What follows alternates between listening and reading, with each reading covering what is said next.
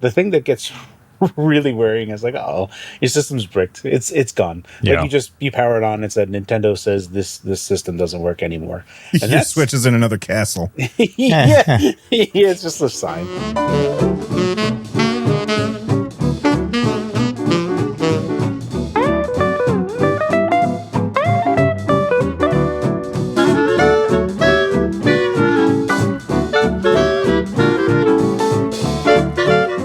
Hey, everybody. Welcome back to the NerdNest podcast. This is sort of episode 100. There's actually like 856 episodes of this podcast. But since I renamed the podcast and invited these guys to join me, we've been doing this 100 times. I'm your host, Bill, and I'm joined today by Rich. How's it going, Rich? Going great, man. I'm having a good time. How are you? I'm awesome, and I'm excited to have Russ here as well. Russ, what's up? Hi, congratulations on 100. You know, it's funny. I can't even think of like 3 things that have happened on this show, let alone 100. So it's just crazy. So that's so awesome. It's just a blur. Yeah. Carrie, who is definitively not blurry. How's it going, Carrie? Hey, how's it going? 100 episodes. 100 episodes. We've done this 100 times, and here's to 100 more, because I cannot think of a better group of guys to sit down and chat with every single week. And a big thank you to everybody who watches the show. We've got a lot of stuff to talk about today. And you know what? I didn't even... let's start off with Nintendo, who have changed their end-user license agreement. There's a couple of things in the end-user license agreement that's not great. First of all, we're no longer allowed to sue them because they put in arbitration as the way that they deal with stuff, which generally... I'm not a lawyer, okay, but generally usually ends up in favor of the company, not the people, if that makes sense. But there's tons of companies that do that thing, so that's not super weird or anything. But the other thing was posted up over at The Verge. Apparently, you can now, if you do something that Nintendo does not like, of which I think all of us on the channel or on the podcast are guilty of at one time or another, they can brick your Nintendo Switch. Here's what it says. It says, without limitation, you agree that you may not publish, copy, modify, reverse engineer, lease, rent, decompile, disassemble, distribute, offer for sale, or create derivative works or any portion of Nintendo account services.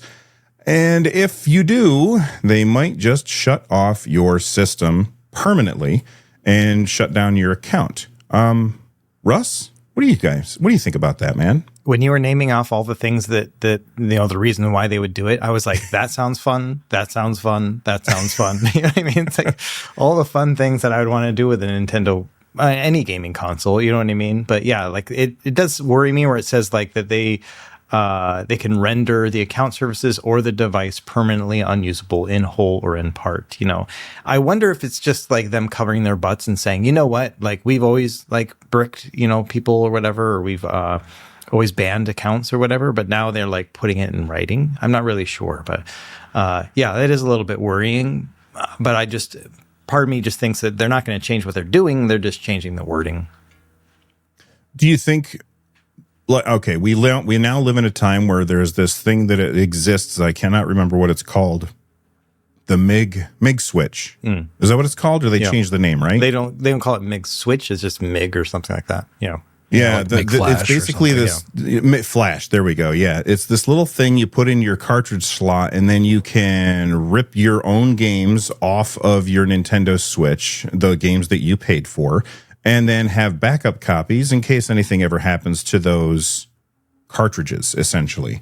And it seems like if you have a MIG switch or a MIG flash, whatever it's called now, if you have one of those, that seems like it falls into these categories. What do you think about that, Rich? Yeah, I would absolutely think it does.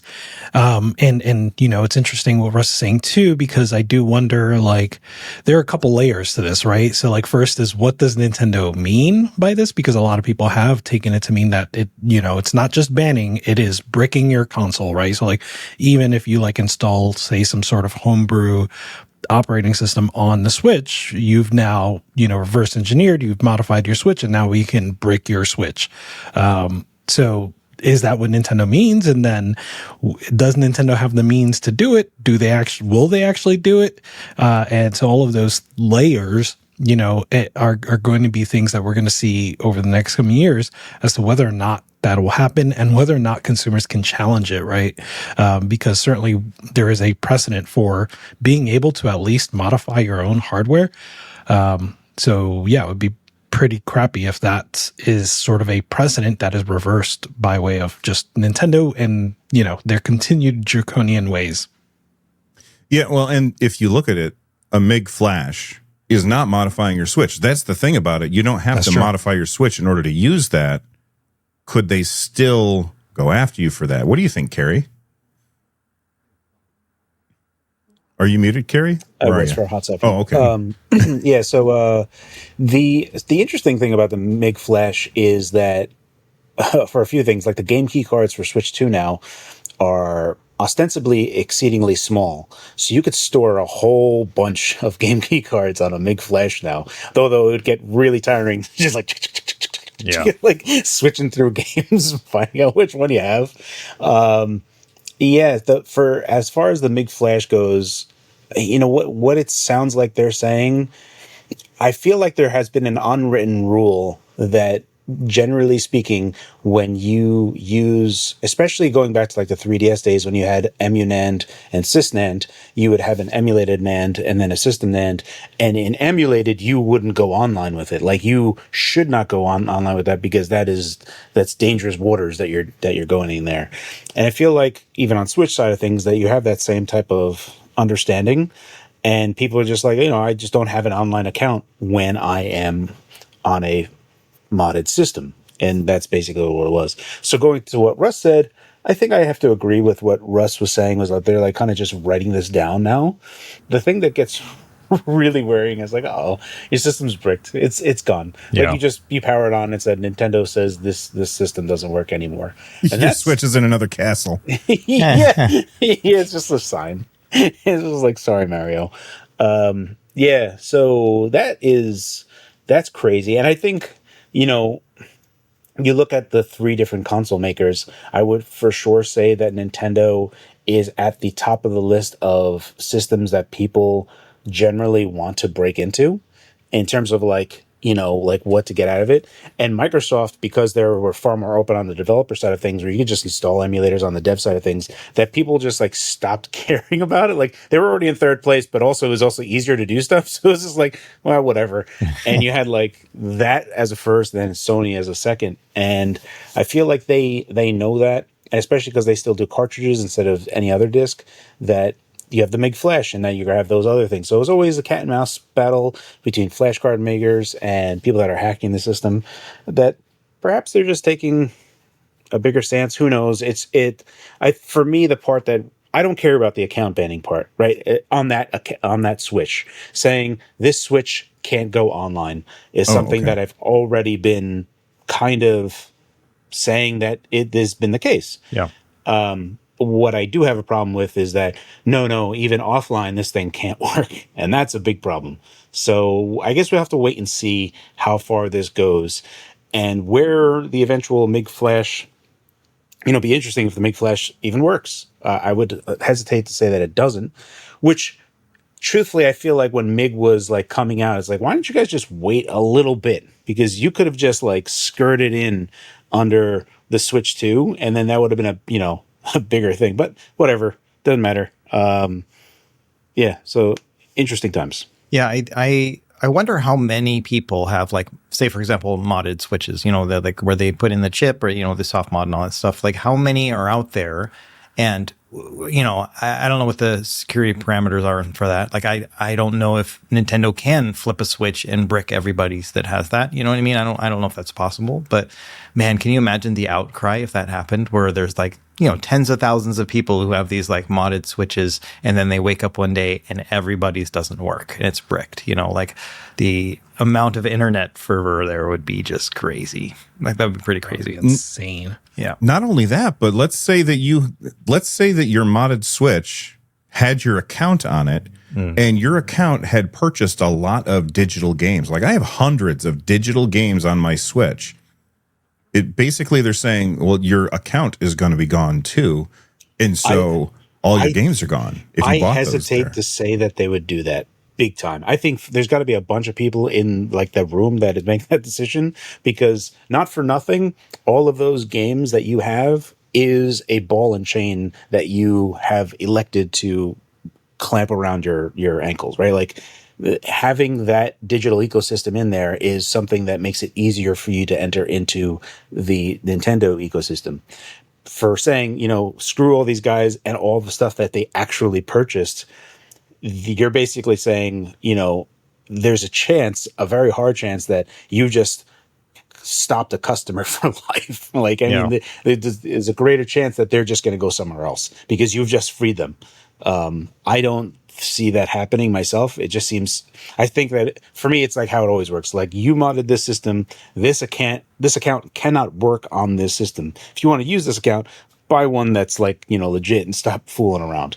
And I think that will continue. But that's just my personal opinion, especially with the digital ecosystem ways of today. I don't think that they would. It's frightening for them to do that. But then, Nintendo, I don't know. Who knows? Yeah, it's cutting off your nose to spite your face, basically, and I can see all of that happening.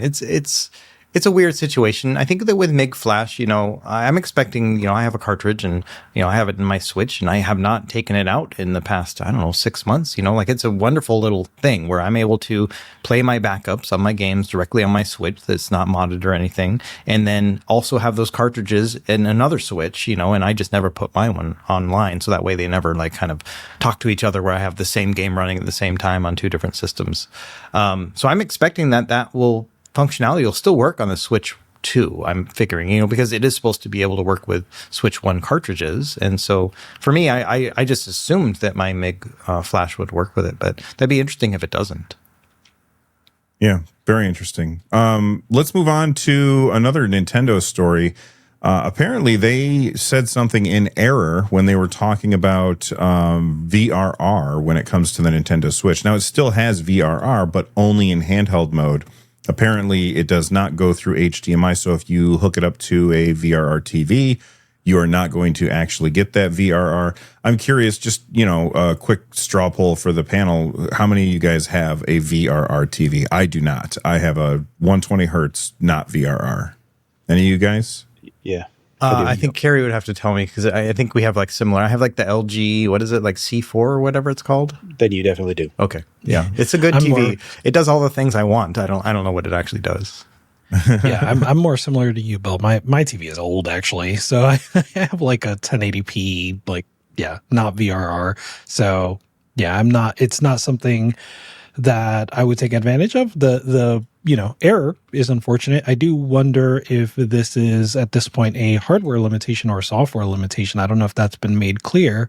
So I do wonder if it's something that could be added in later on. But someone tweeted at me that they actually had the exact chipset that's being used in the dock, and hardware wise from it, there is no real reason why. It really shouldn't. It supposedly does DisplayPort 1.4 and can go over to HDMI 2.1. So for the HDMI side, you're covered for VRR. So it's weird. Maybe it needs 1.4a, but something in the transfer of going from DisplayPort to HDMI, something is getting broken. And maybe they just can't support TVs. There's lots of things that are super weird. HDMI 2 could support VRR, but it was an AMD specific thing. Xbox One S and Xbox One X, the previous generation Xboxes, supported VRR, but in a very specific manner on very specific TVs. And 2.1 is HDMI 2.1 is a general HDMI standard for supporting VRR. However, on the dock itself, when you go USB-C, you do not go directly to 2.1. You actually export directly to DisplayPort, and then that has to get converted. Now, there has been a lot of different things that I've known from previous handhelds where you can use active adapters. They're a bit expensive, but it does work. And so I put out a tweet. I was I'm wondering Is it just that, maybe another adapter would actually work, but is it at a system level that they just stopped it from working? Based on what is there, I would almost speculate that a patch later on, and if they could patch the dock itself, that's even better. So hopefully that's open insofar as Nintendo side of things. And then it seems like later on that we might actually get this based on what's there. It doesn't seem like it shouldn't be able to do it. So I don't know. Maybe it's just right now thing. Yeah, so I did just I'm trying to find out if it is HDMI 2.1. It says that it is. I wonder if they are just cheaping out on the cord, because it ships with a cord, and they're like, we're gonna ship it with the cheapest, crappiest HDMI cord that we can find, and then maybe, but then they can sell you the Pro cable later on. The Nintendo Pro cable in Mario Red. Oh, goodness gracious. Why do you guys keep giving them ideas, man? Every time you guys come up with an idea, they follow that. What are you guys doing? Nintendo Pro cable. Of course. Sorry, guys. Yeah, they're followers of the NerdNest podcast. If they were, they'd be at our houses already. Boom. The ninjas. Yeah, the ninjas would be here. All right. I guess the last Nintendo store, unless Russ, did you guys have anything else to add to HDMI 2.1? Mm-hmm. Okay. I guess the last of the Nintendo stories is that we're getting some free upgrades. Not every game is going to be a paid upgrade from Nintendo Switch 1 to Nintendo Switch 2. I found this over on Steam Deck HQ, and it says that there's, the list of games are games like Clubhouse games, Captain Toad. I'm scrolling through and I was like, yeah, I don't really, Mario Odyssey. And then a lot of these are just going to be better frame rates, higher resolutions, things like that. Nothing huge. I thought that, and here we are. ARMS is also on there. Nintendo finally acknowledges that they made a very cool fighting game and never, ever talked about it again. But that one's going to get an upgrade. But anyway, it looks like not every game is going to be paid. So if it's something that's just like a graphical fidelity update that gives you more frame rate or more resolution, then I think that that's going to be free. But if they are adding features like they are with Mario Party for whatever reason, where you got the camera, which, by the way, Digital Foundry said that using that will significantly affect this, the performance of your Switch. Oh my gosh! So don't use the camera, people. I will say for 3D Mario or Mario 3D World and Bowser's Fury, it does specifically say frame rate update, which is going to be great because Bowser's Fury in handheld mode only plays at 30 frames per second. So there are mods you can do to make it run at 60 frames per second when you're emulating it. One of the reasons why I like doing that stuff. So that'd be great that it'll actually run in handheld mode at 60 frames per second if that's what the update is. I didn't read the whole thing. Did you guys look at the Super Mario Odyssey one? It says game share support. 2 people can play together with one person controlling Mario and the other controlling Cappy. Is that's exists. A new feature, right? You couldn't do that before. Exists. You can do 2-player.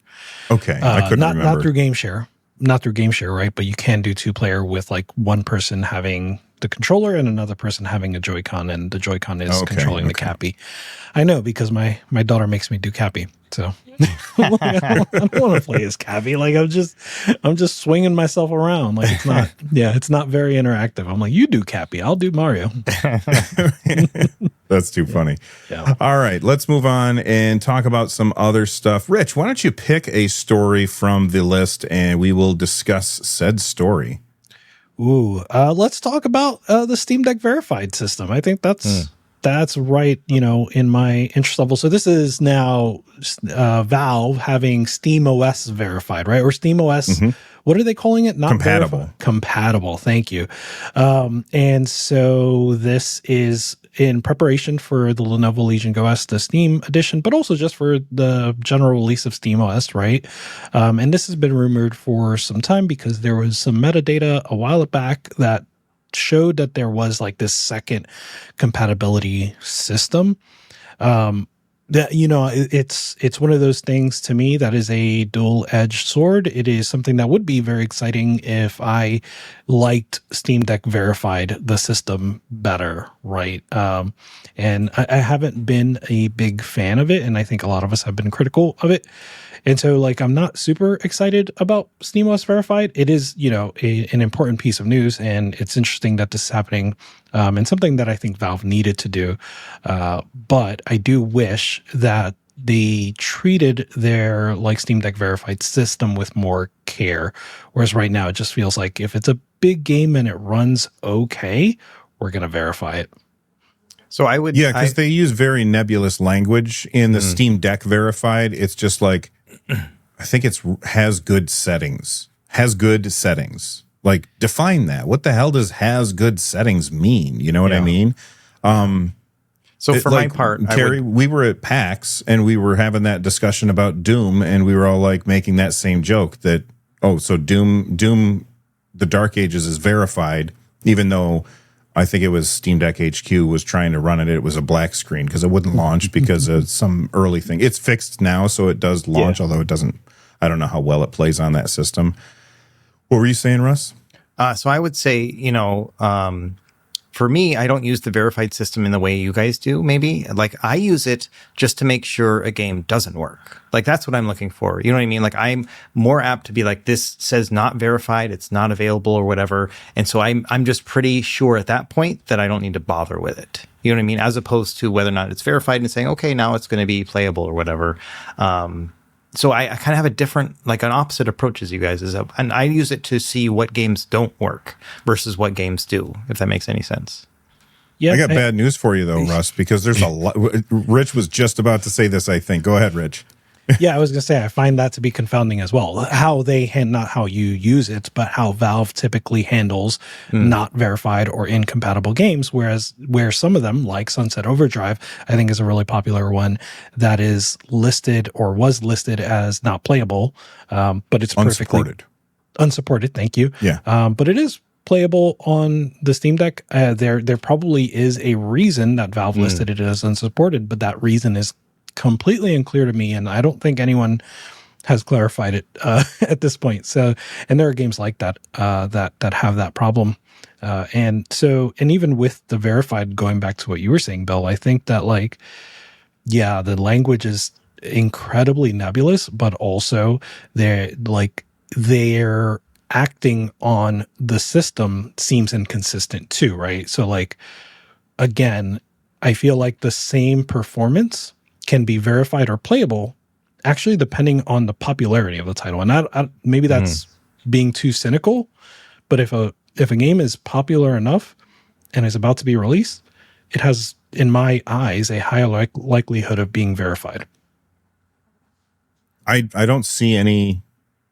I have no evidence to contradict what you're saying. So it makes perfect sense. Yes, it makes me feel like I'm just being cynical, but that does make sense to me. Yeah, I see that a lot.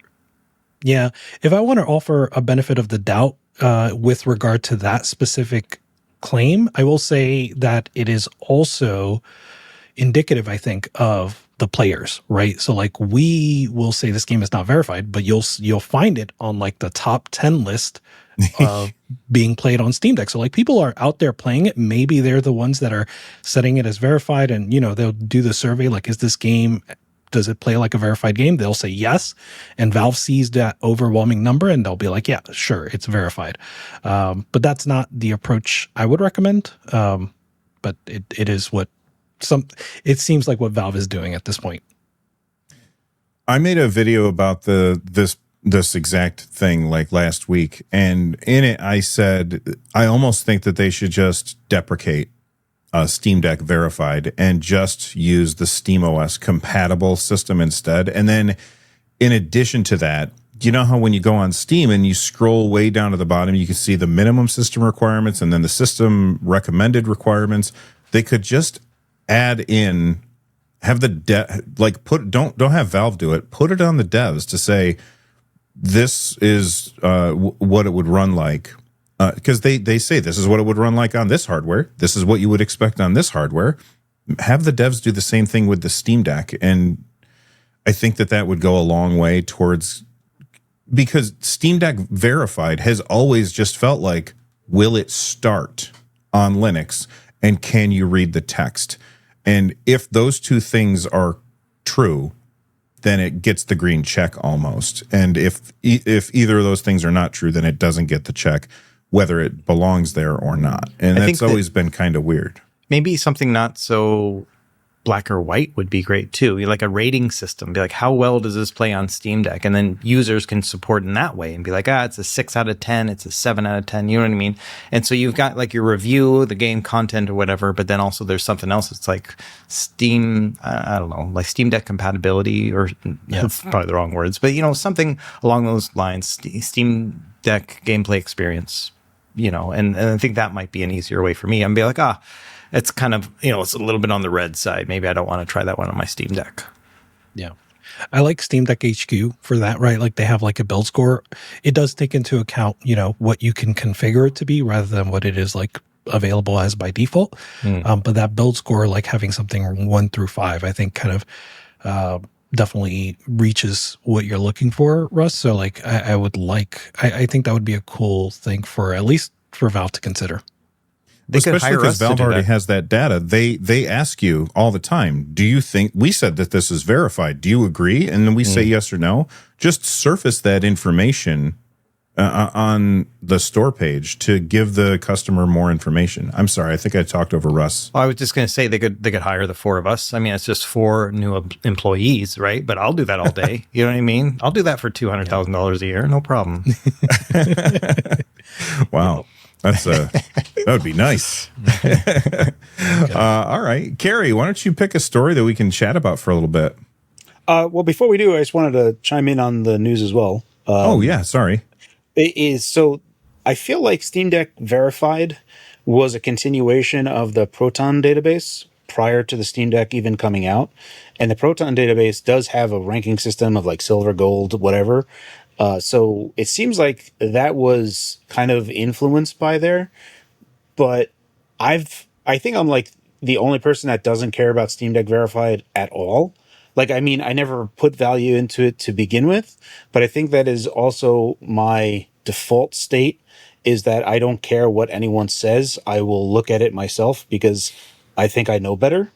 And I don't mean that in like any particular way. It's just that I've grown up having to do everything myself. So it's just like I remember when like it first came out, there was like some game that said unsupported, and I was like a Steam Deck Verified in 4 pictures, and it was like unsupported, and then it would like the game launched and it's running perfect, and I'm just like, what does this mean? Like, I never look at it. So I'm of the like, I don't care about it at all, and I don't know. It's just such a weird thing. I agree with you guys that with everything that you're saying, that there should be something a little bit more in there, because at the current moment, it's kind of all over the place in terms of how much trust can you put into that system. And for me, it's nothing.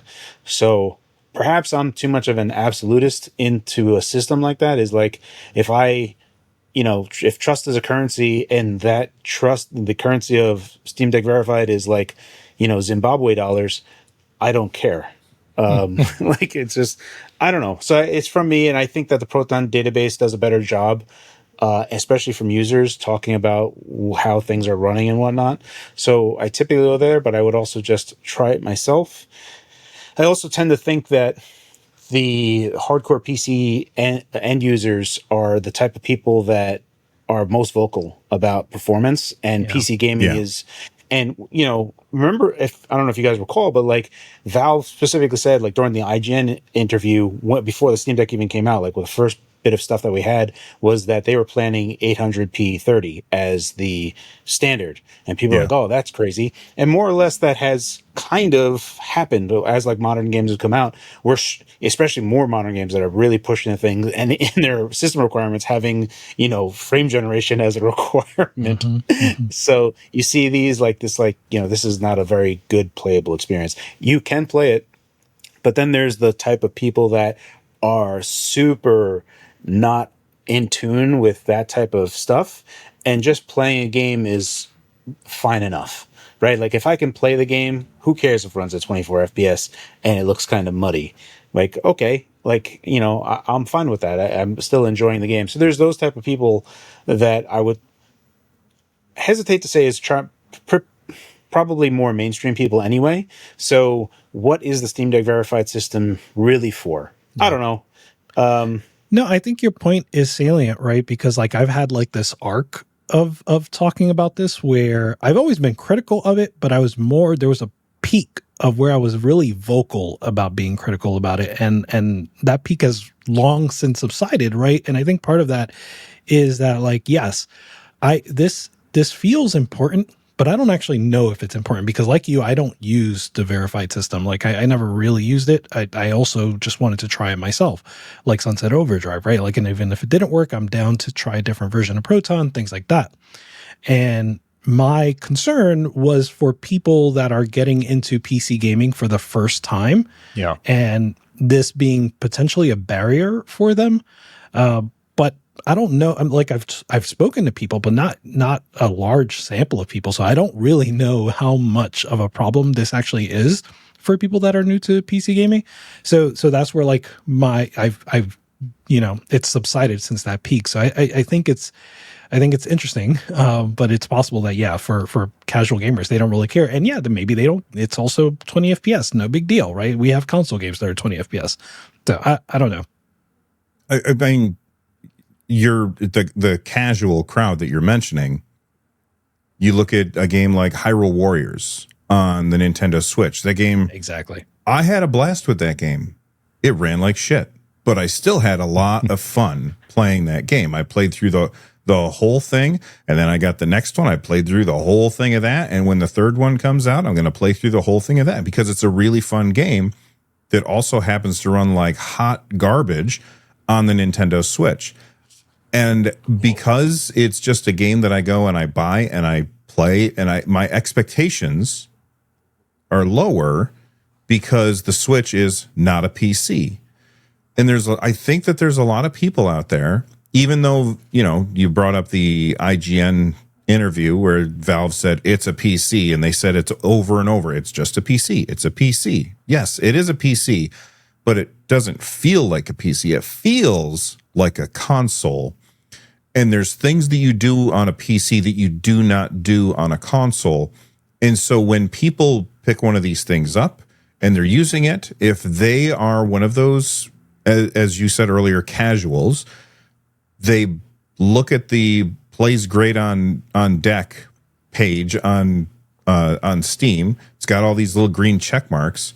They buy a game and then it runs at like 15 frames per second out of the box, like without doing any settings adjustment.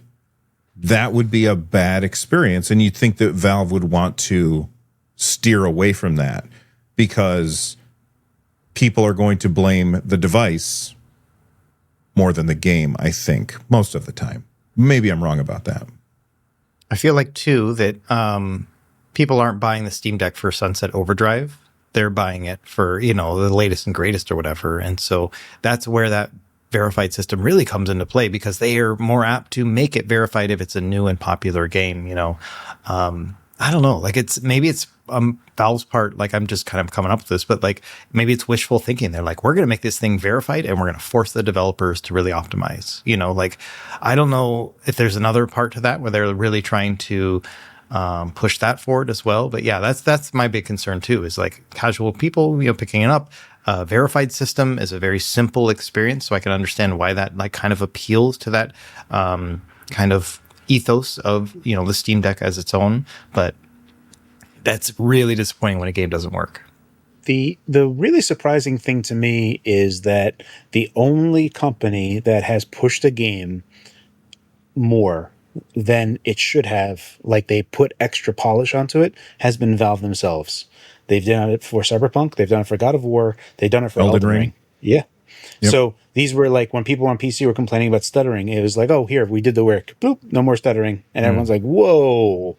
So it's like they've showed people that developers can 100% like, oh, we just have to like patch Proton or do whatever, and this will make our thing much better. Let's start GPU tracing and all this other stuff. The problem is that if Steam Deck was maybe at like, 10% or 20% of the market, I'm sure we would see more of that. But until that happens, they're just like, oh, bonus Steam Deck. And they're not really putting in the work, and Valve doesn't have the manpower or the stuff to do it. So really it's just going to be passion projects from like any Valve employee that's like, oh man, I really love this game. Let me do the work. And this is like, well, there you go. Just download the latest version of Proton and now you have this awesome experience. There's lots of things there like Fossilize and other stuff to, especially with like if you have a Steam Deck and you're just like, okay, I'm on the latest drivers, then you just download the latest shaders. So a lot of that stuff gets streamlined a lot in the background. That is still a better situation.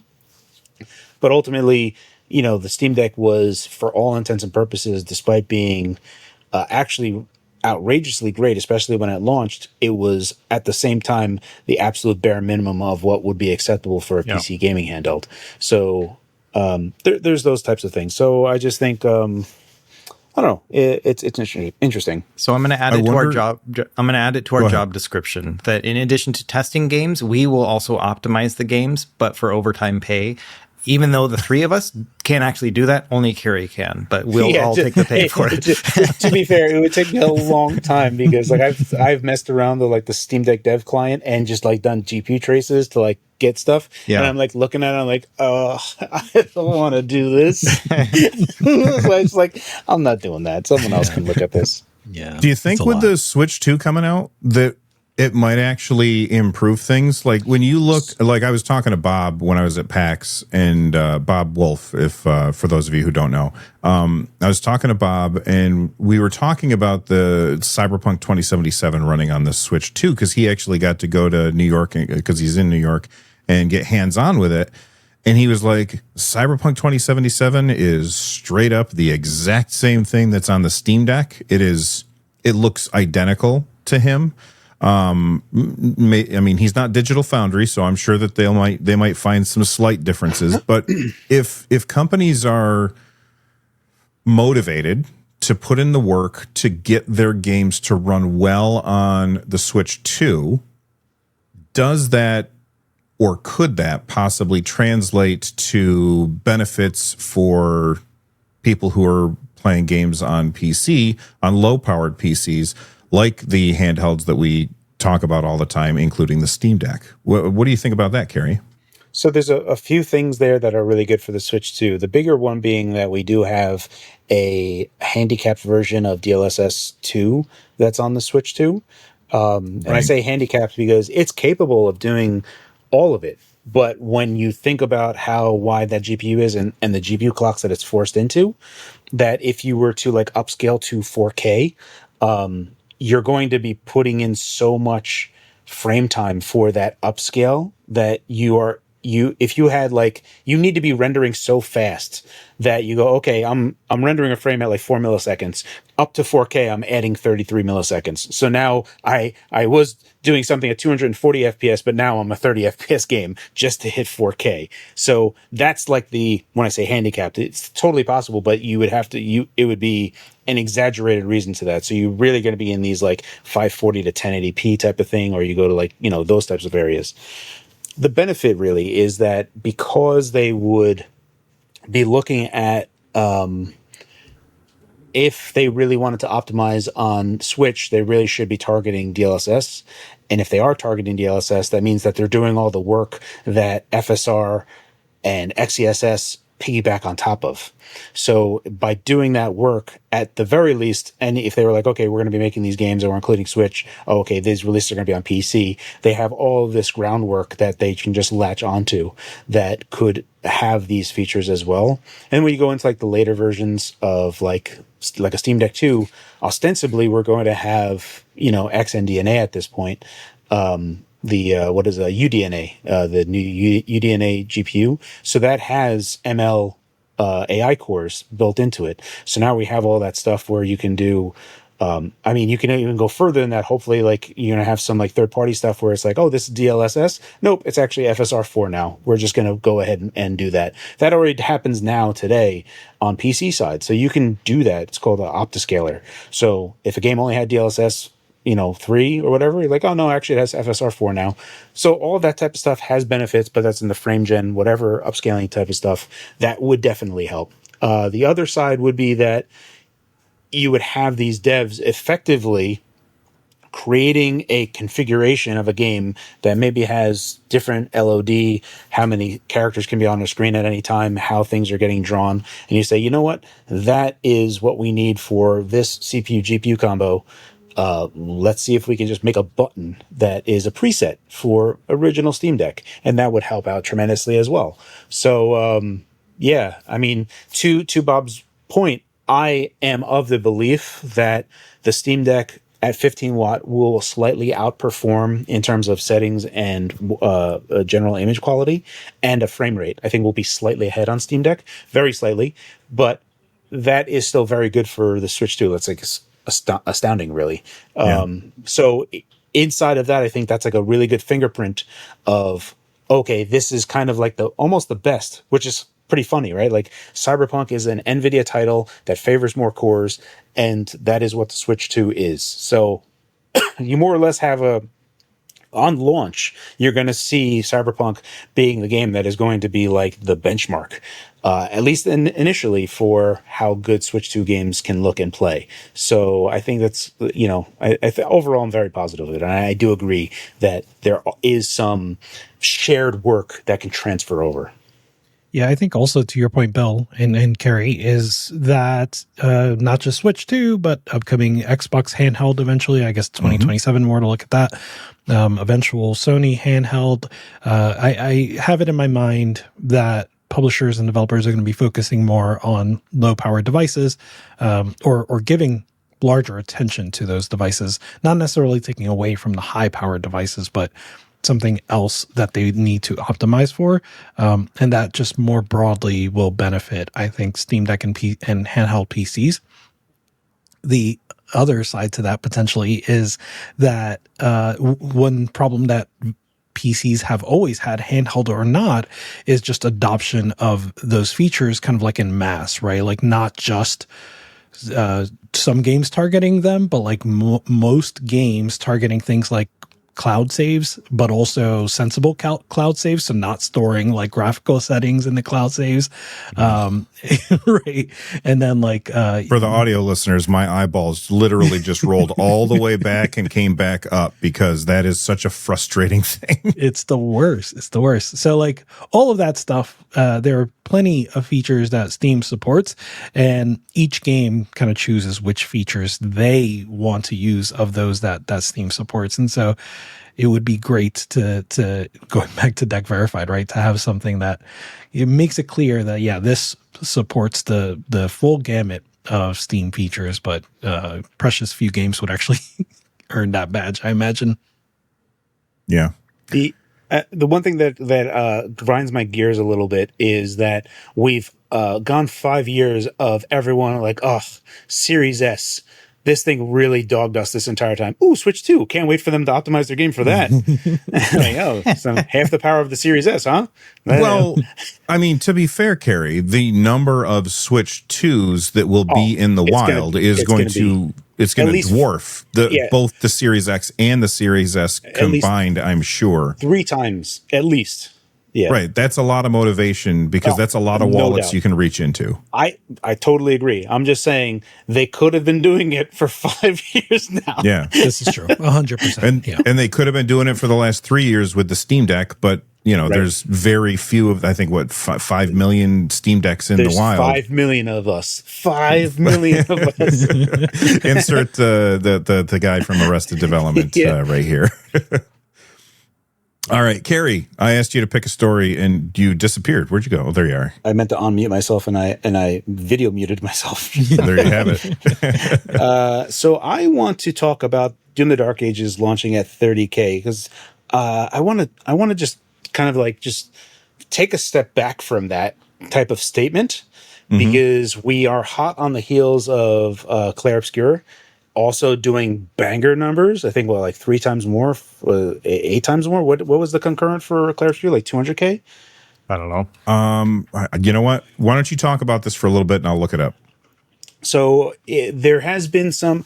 What's interesting, right, is that Doom ostensibly is a very hardcore PC game, right? Like, if you are a PC gamer, Doom is like your title that you like hold up with pride. And to see Doom: The Dark Ages, like 30K is good for like 30 concurrent users on day one. Especially with the kind of like weird haphazard premium thing that they had where it was busted and people got, so maybe there was like things like that like affecting the numbers, but you have a very real comparison not too long ago where Clair Obscur is doing banger numbers on Game Pass but also selling bonanza, and 145 was the all-time peak 14 days ago for Clair Obscur. 145,000. So 4 times better, right? Yeah. Four and change. And that is interesting data because I don't think that Doom: The Dark Ages is doing bad per se, but it is interesting to consider that is it that Clair Obscur came out of like almost left field for a lot of people and everyone was talking about it, that it just kind of, the zeitgeist kind of got the better of it. Whereas Doom: The Dark Ages, you just have the hardcore that were just like, they like Doom and then they got into it. I still think it's good numbers, and Game Pass is going to affect those numbers as well insofar as Steam Concurrent. But it's interesting nonetheless, and I wonder if more people perhaps opted for Game Pass on Doom, especially with more or less Game Pass just absolutely killing it lately with how much has been available for what you've been getting these past 2 months. And like even on the Steam Reddit thing, there was literally someone that made a post was like, the biggest thing that Steam Deck doesn't have is Game Pass, and it's like a picture of like Clair Obscur, Blueprints, Doom: The Dark Ages, and Oblivion, right? So it's like all 4 of these games is just like in a month's time. So they're banging on all cylinders, never been better for them. I wonder, like, would they do that? I don't know. I don't think people like the Xbox app, the Xbox PC experience. But would Microsoft launch Game Pass on Steam Deck? Is that what you're asking? I don't think that they would. They haven't ever. And I feel like, so this is more or less what I'm like, I want to have a conversation about as well, is Microsoft has understood that they've been third place in the console space, so they've started to branch out. But at that same token, they have not let Game Pass exist, even though EA Pass exists and Ubisoft. Does Ubisoft Plus exist on Steam? I don't know. I'd have no idea. We're the wrong I don't people think to it does, but EA Play, which EA is very Play good. does. Yeah, EA Play does. So you can have EA Play on Steam Deck and download those games. So you can have the subscription there. So it's not that Valve is like allergic to this type of arrangement. They're more than fine to do it. So Microsoft knows the value of Game Pass and does not allow it on Steam because they know that people will elect to go to Steam. I think that their numbers would rise personally, like subscription numbers would rise because like, oh, I'll just get Game Pass, PC, or even if it was like limited to Game Pass Ultimate, I still think you'd see a rise for people to actually make use of it on Steam Deck. But I think that Microsoft is aware of the value of Game Pass and has not put it on Steam. Mm-hmm. And I wonder, I don't know if you guys have been using Game Pass on PC a lot. It's been getting updated like every day, more than likely because, they have stuff coming soon. But like it's been like every day that the PC app's been getting updated. So hopefully they're at a place where that's going to get better. But there's a part of me that it feels like this is like mutually exclusive information that I have in my head. I think PC gamers typically like Steam, and they don't like the Xbox PC app, but the numbers for Doom: The Dark Ages kind of don't gel in my head. And that's where I am right now. So, go ahead, Rich. Yeah, but, actually, before you do, there's one thing I want to just head off some comments at the pass. We all understand that you can play Game Pass games on the Steam Deck or on PC using their streaming app. Wait, what? No, I'm kidding. Oh, God, you totally freaking got me. I was like, are you serious right now? You didn't know that? Anyway, we all understand that. That's not what we mean. We mean installed locally. Anyway, go ahead, Rich. Yeah. So I have a I'm going to call it a razor, Rich's razor, about Steam DB info and all time peaks, which is like I think it's awesome to celebrate games that do really well and have great 24-hour peaks. But I would caution against games that seem to have really low peaks compared to previous games, right? Like, it's like if it has a high peak, it did well. If it has a low peak, it seems like it did poorly, right? Like that, there's a big difference between exactly, right? Yeah. There's a big difference between those two like sentiments. Like, it did well, it seems like it did poorly, right? So like Black Myth Wukong doing whatever it did when it was, burning on the Steam DB charts, like there's no question that game did well. Doom the Dark Ages, I can't really tell if the game sold well or not. Like, for example, you could buy Doom the Dark Ages and not play it, right? Like, you could not be intensely playing it. Whereas like Black Myth Wukong was sort of like a phenomenon in that if you bought it to play it. Like, you were playing that night, right?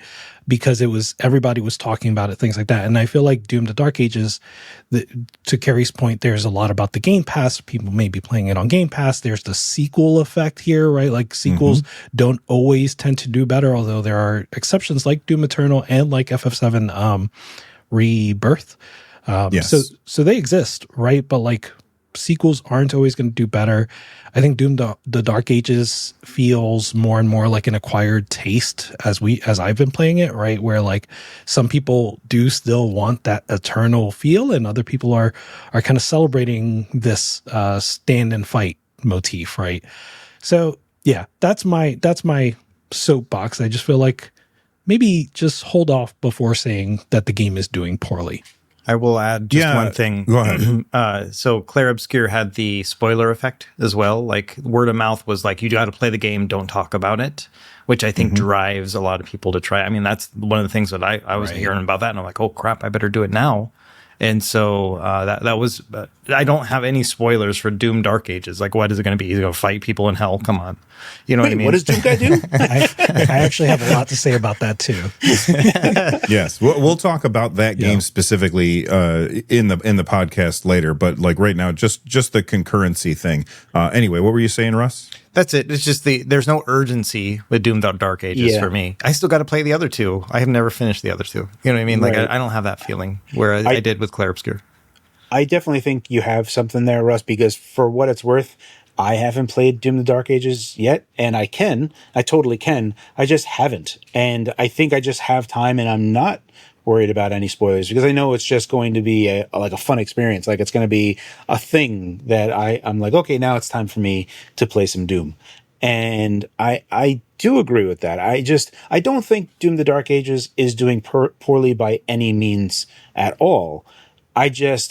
There's a part of me, is it that people are like, well, even for me, I haven't played it yet. I have all the means to play it right now, although I play it on Game Pass, but I also have it on Steam. But like, I don't know. It's weird. It's a weird thing to see, and for me to like, I feel like what you've said, Russ, is probably the closest thing to why we wouldn't have seen it, is because people aren't in a rush to get to it.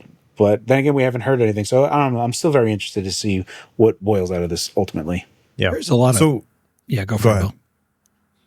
Okay. So first off, before I say anything about Doom the Dark Ages, I received a review copy of the game, and I just want to be transparent with everybody about that. When it comes to the 30,000 concurrence, is this good or is this bad? There's a few things that were brought up that absolutely are very important, but there's some other things that we haven't talked about yet. So number one, yes, absolutely. It's on Game Pass. That's going to take a huge number of people who would otherwise buy the game away, and they're going to play it as part of their subscription. Secondary to that, it's also available on PlayStation. And there's a lot of people who are, like, that's their preferred method of playing games. And so when they sit down to make a decision about where they're going to play it, am I going to get it on PC or am I going to get it on my PlayStation? Maybe I'll get it on my PlayStation in that case. And so those are sales that we don't get to see. The number of people who are buying it from like the Microsoft store. I can't imagine there's very many of those, but sure, that's a few. On top of that, it's also a game that has forced ray tracing. So you have to have ray tracing on for some of the game. And that means that there's a lot of people out there who, I mean, you look at Doom 2016 and you look at Doom Eternal, those games are so well optimized. They run incredibly well.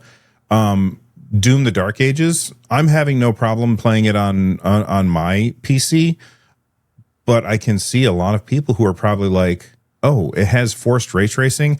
I'm on a 1650 Super, I'm on this system that can't do whatever. I don't know. They're like, I can't play it. So they just decide not to because they're waiting for an upgrade before they pick it up. On top of that, it's $70. Clair Obscure is $50. Right. So there all of these things coming together to make for 30,000 as an all-time 24-hour peak or all-time peak, whatever. I don't think that you can look at that and say dead game, which is essentially what Rich was saying. I would also add just real quickly is that, I never paid more than $20 for my Doom games. You know what I mean? I just wait, and they're $10, $20 in bundles and all that stuff. And so for me personally, it's like there's no urgency. Again, like this whole why would I pay $70 for a game I'm going to get for $20 at some point? That I can play on Game Pass right now too. And so that's what I've been doing, playing on Game Pass. And then when it's at the price that I think is fair, that I'm gonna pay for it, and it's not $70. So let's transition and talk about the actual game itself, because there's three of us that have been playing it. I've been playing it. I'm on chapter 7, I think, at this point. Russ, how far into it are you? Chapter 2, not far at all. Okay. And Rich? Either 4 or 5. I forget which one's which, but I know I finished the first mecha stage. Okay. So that's another thing that might be turning people off, is like they look at the mech thing and the dragon thing and they're like, that's not Doom. And so they lose interest because of that. I will say, I love the combat. I hated the mech level that I did. It was so boring and just really dumb.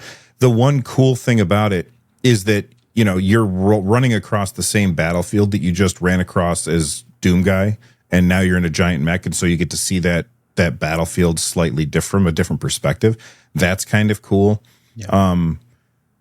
The dragon, like flying around on the dragon, is a neat little mini game. I've only done it once, and I almost hope that I don't have to do it again. Not because it was necessarily bad, but because I feel like I've experienced everything that I need to experience from the dragon, and I don't need to do it again.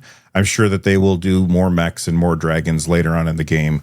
As I play more, I'll probably talk more about that. But that, not super impressive with that. The one thing that I really like about the game is the things that they've really changed. So first off, being able to throw that shield into big enemies and kind of stun them with it while it's like kind of sticking out of their chest or whatever. You can stun them for a little bit, and then you can run up and do some melee stuff, either with your fist or with your flail.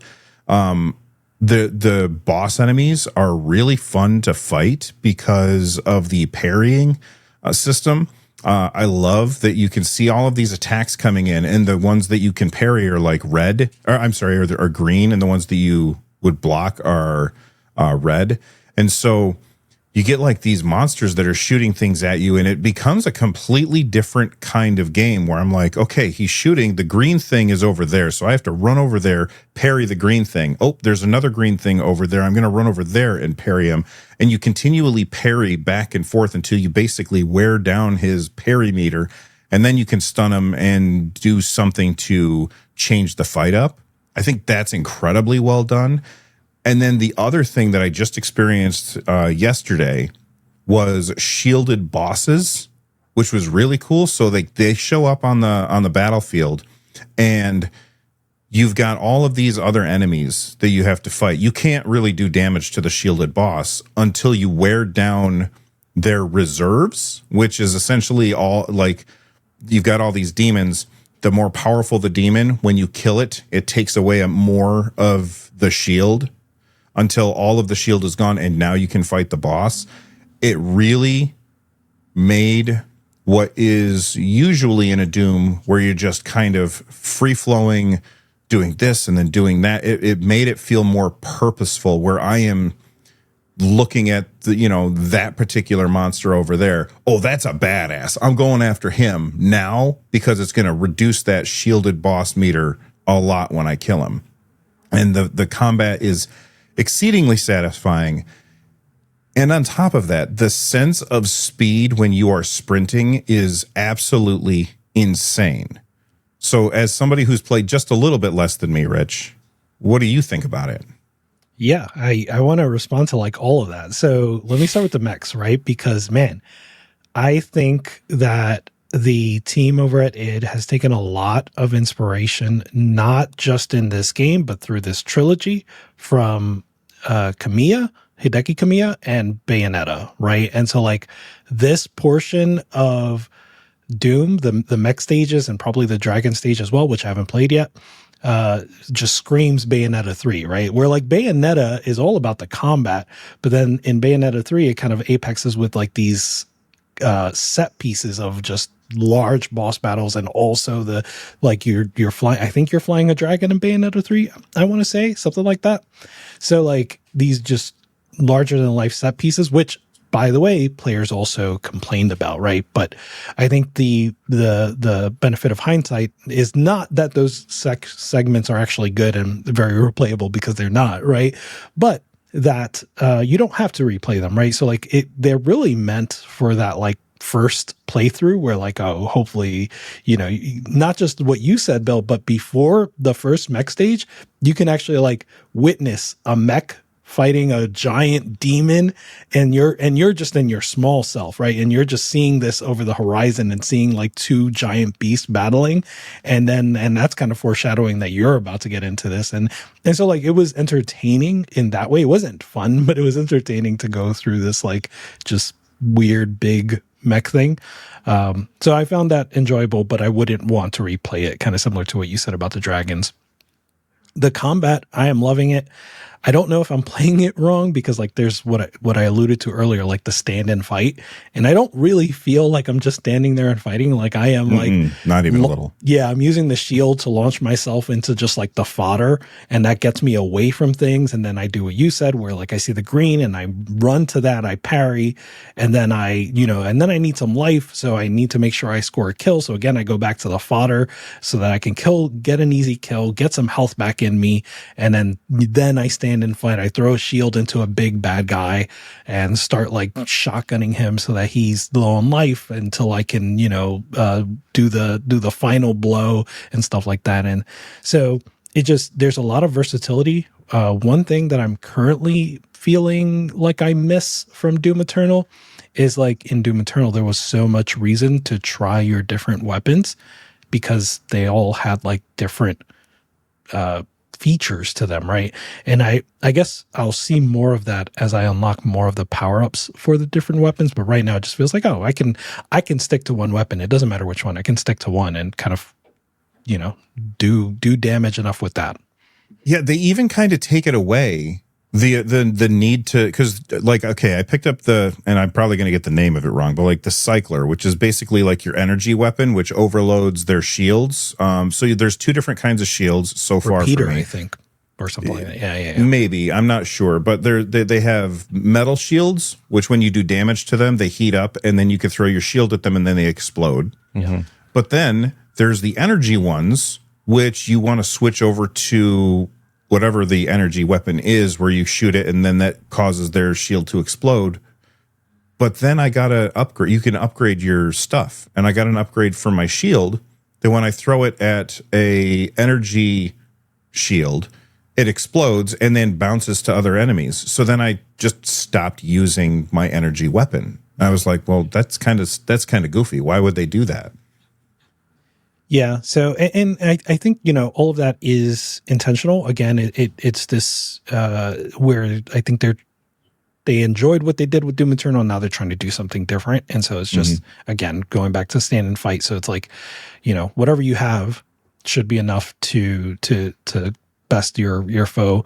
I think the other thing they did maintain from Doom Eternal was like this, like, not rock, paper, scissors, but this like trio of moves that you have to do to manage your resources, right? Like you kill an enemy to get health, but then you have to do a melee to get ammo. I forget exactly how it goes, but it just feels like this sort of like rock, paper, scissors of managing resources.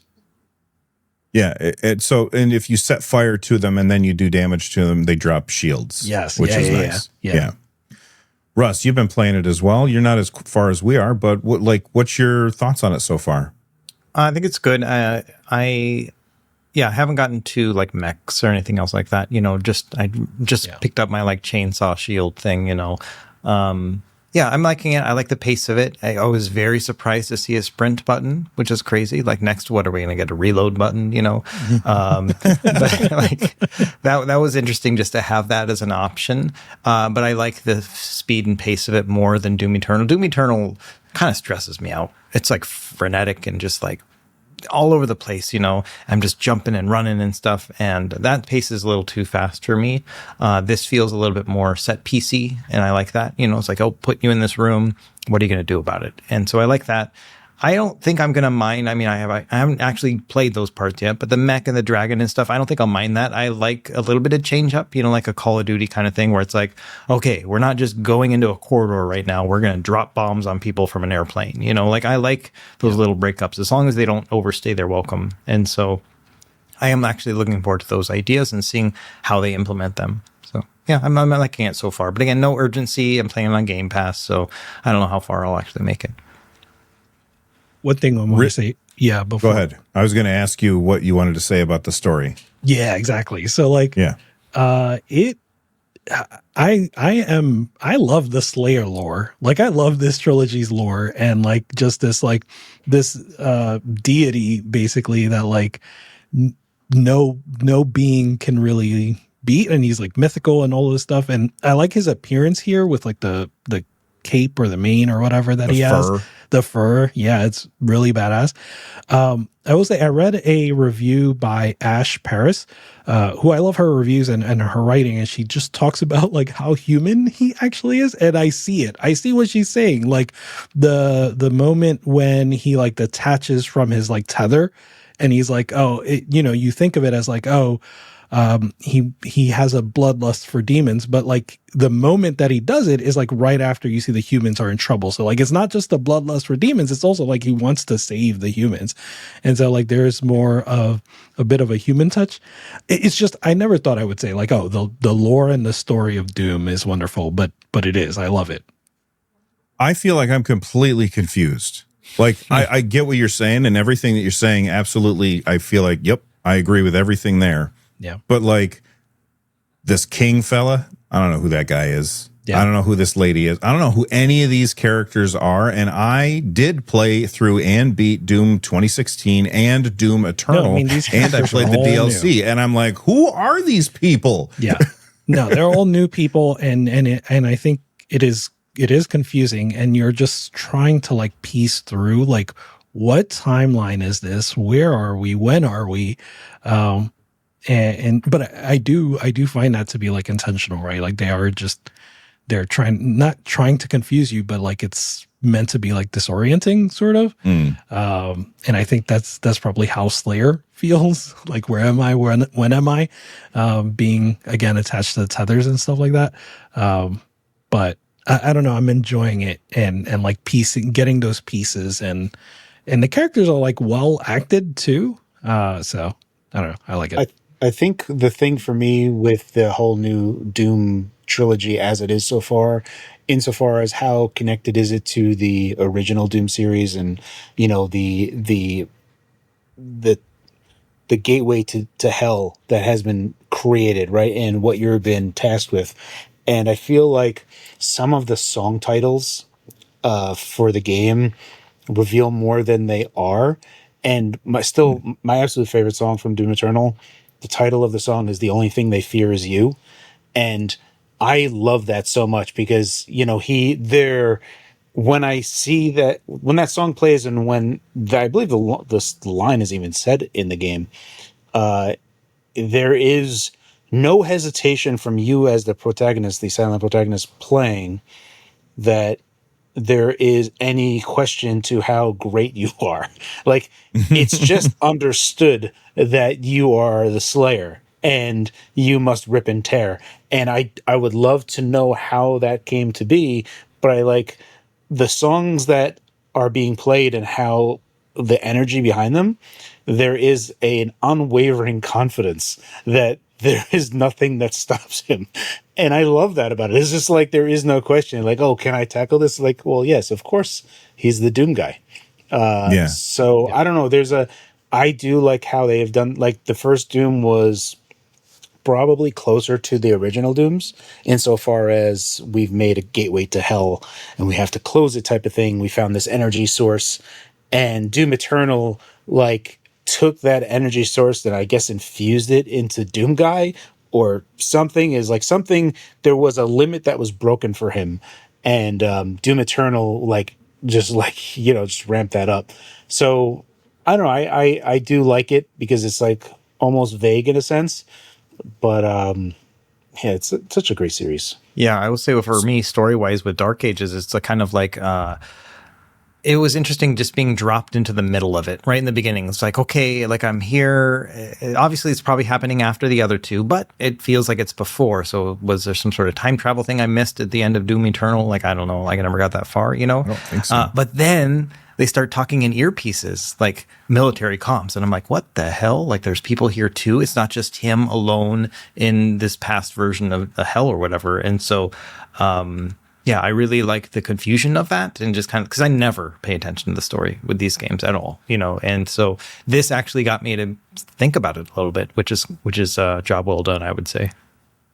I like that they're trying to add lore to it. I don't know that I necessarily care about it.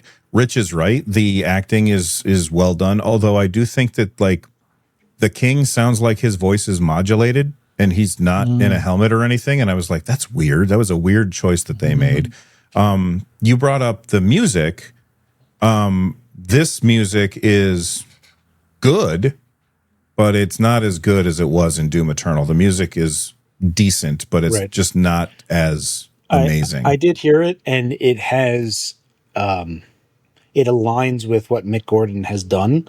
There is like you know, it's like we have Mick Gordon at home type of thing, and I don't mean that in a bad way, because I'm sure that they did a fantastic job trying to so far emulate what was already done previously.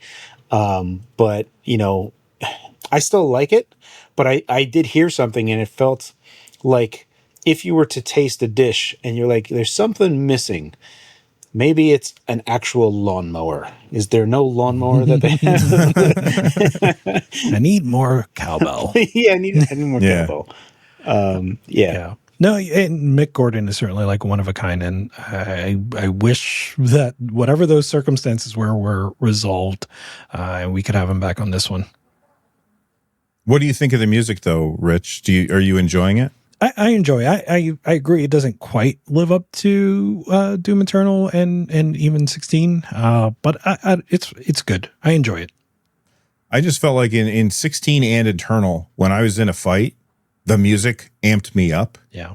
And in this, when I'm in a fight, I don't really notice the music during combat because I'm just too busy.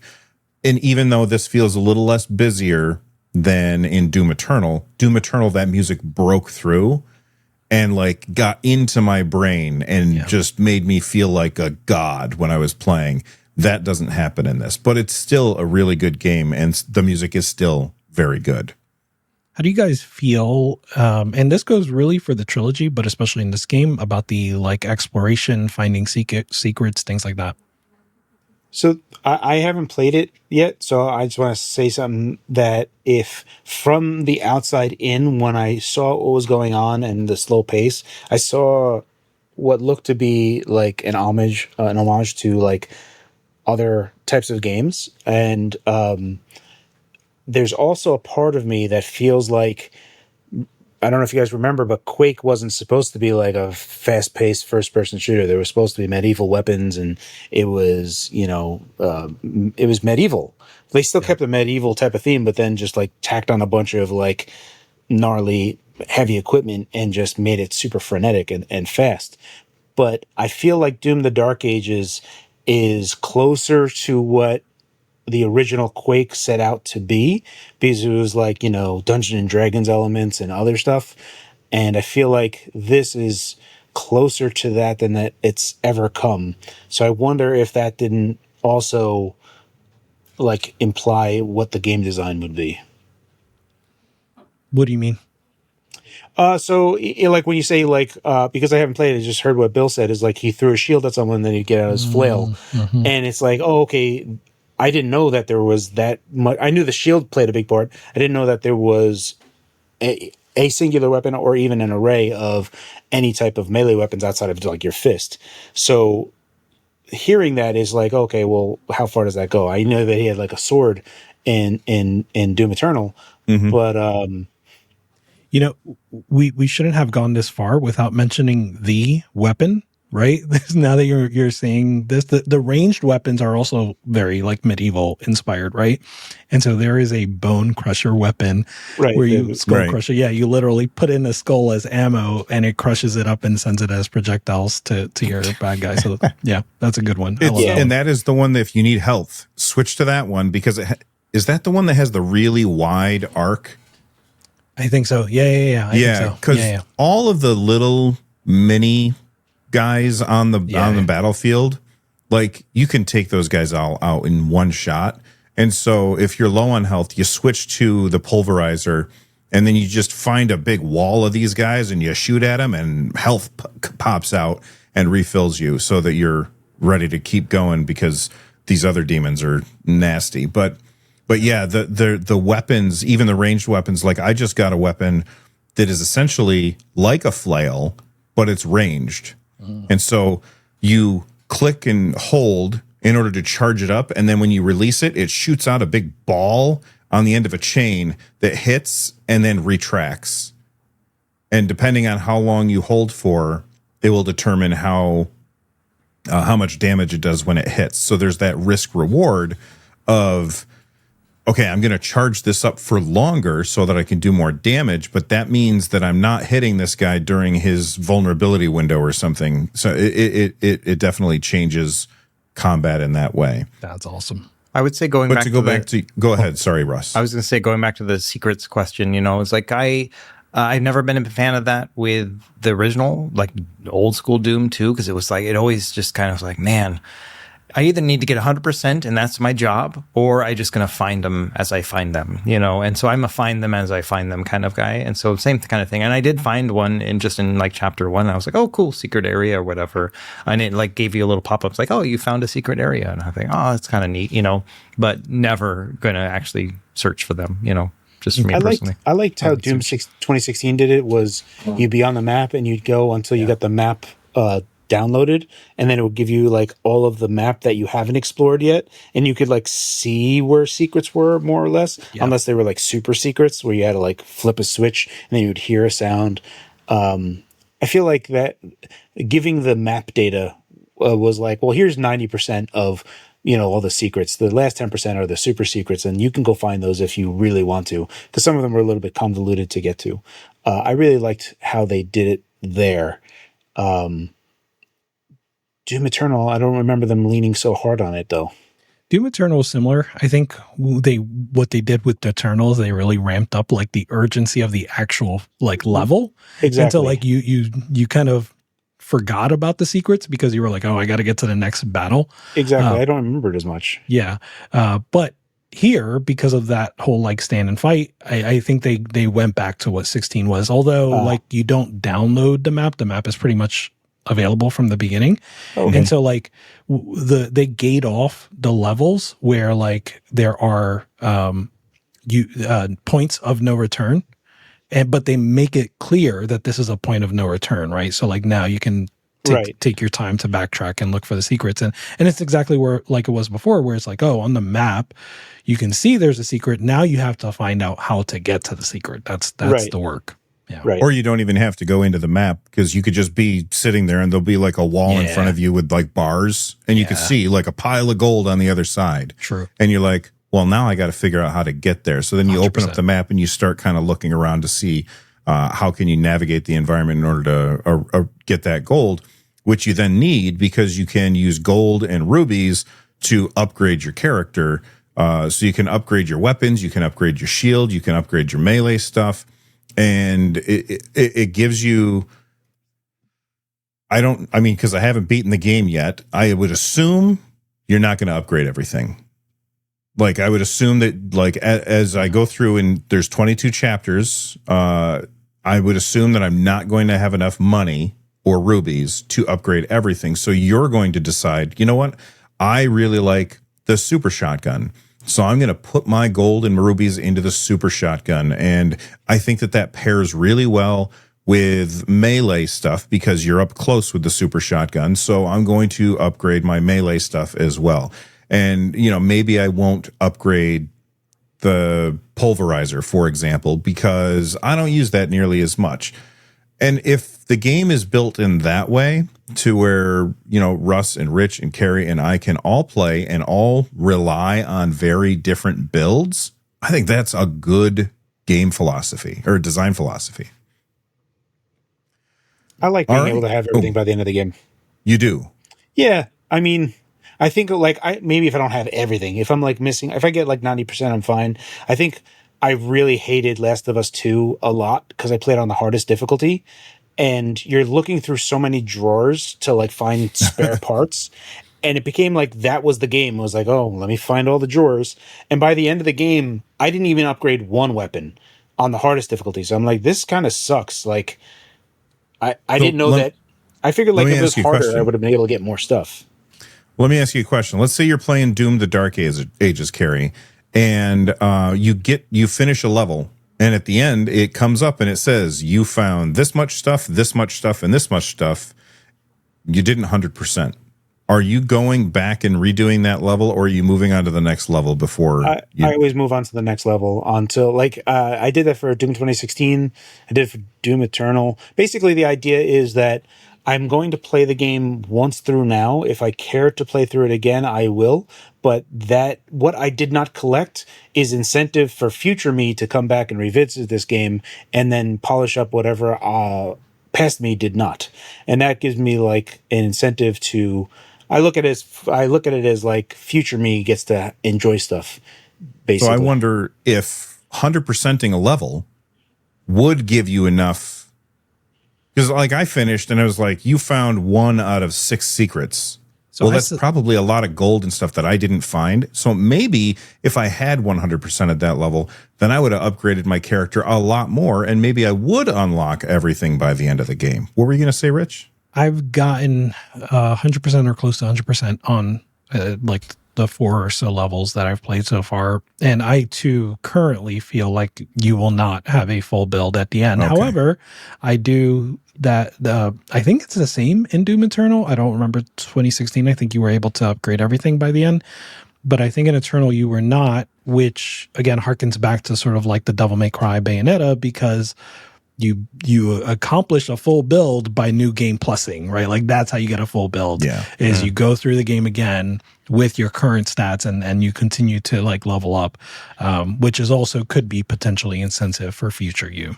Doom Eternal kind of tripped me up a lot because I actually started off playing on a controller and I was playing on the hardest difficulty and I was making my way through and I was like, okay, good.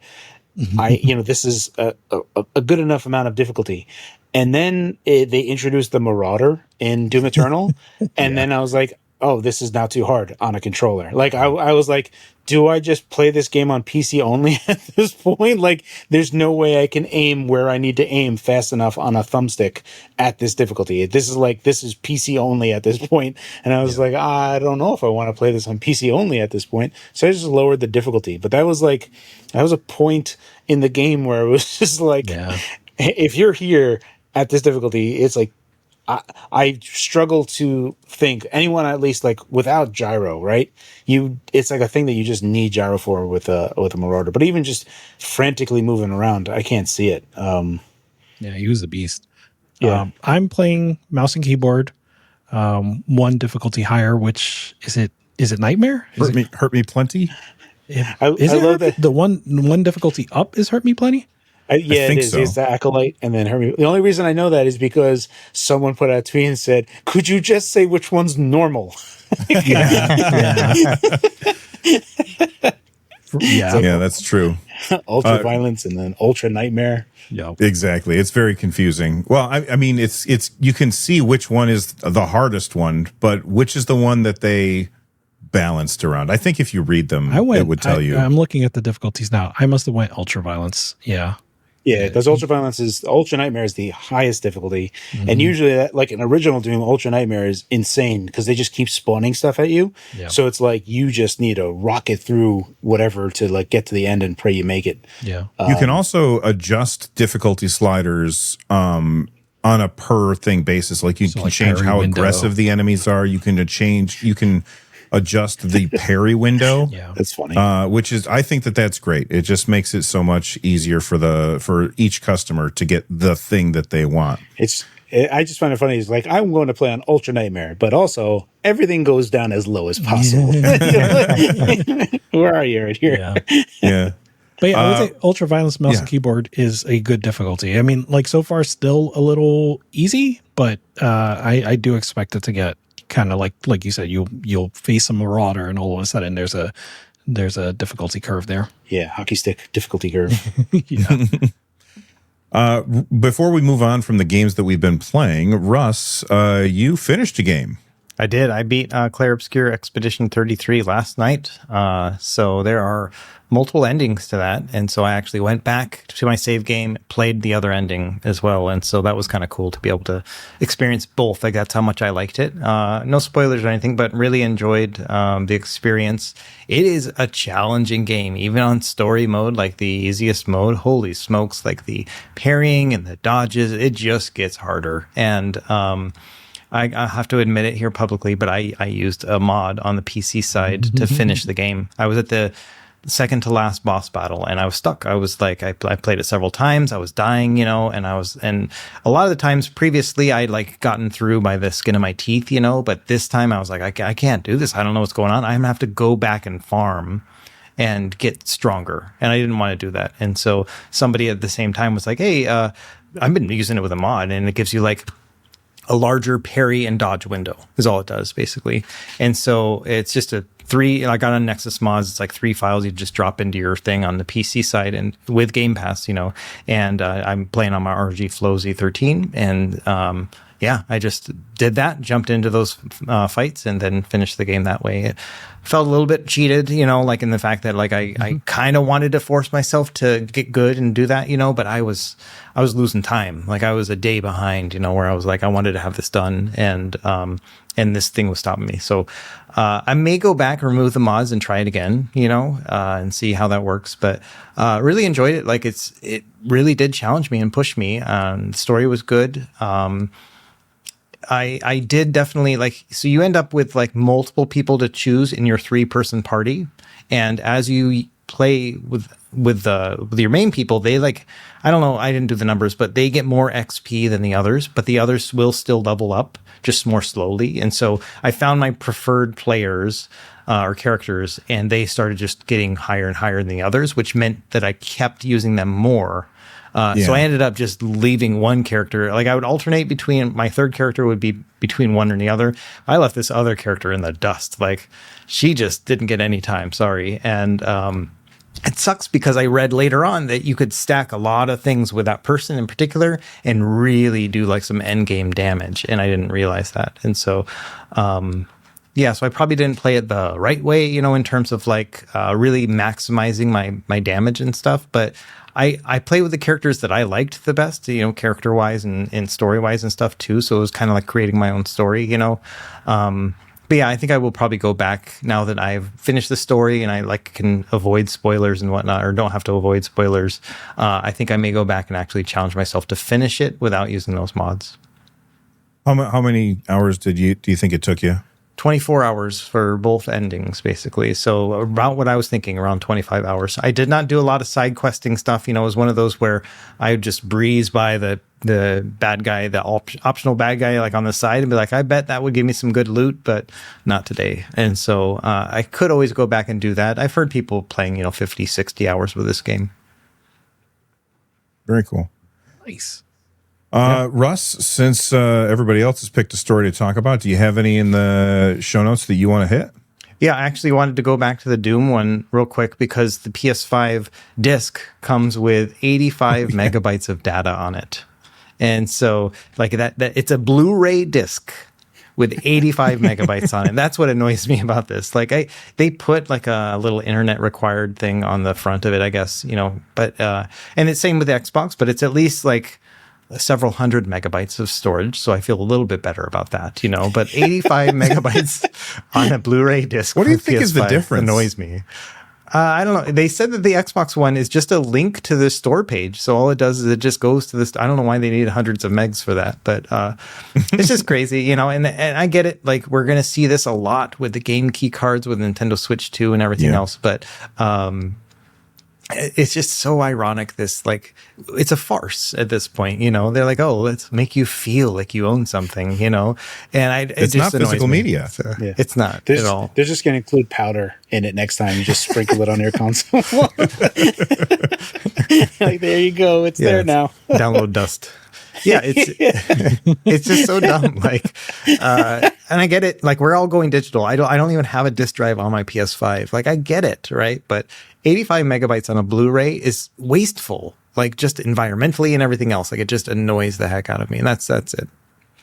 Right, because they had to use, they had to like make plastic for the disc. They had to make plastic for the box, and then they paid money to ship it across the world to put it in stores so people could go into the store and pretend that they have a physical game. They hired artists and designers to make the cover art and the disc art and all that kind of stuff, and they're like, oh, hey, by the way, this means nothing.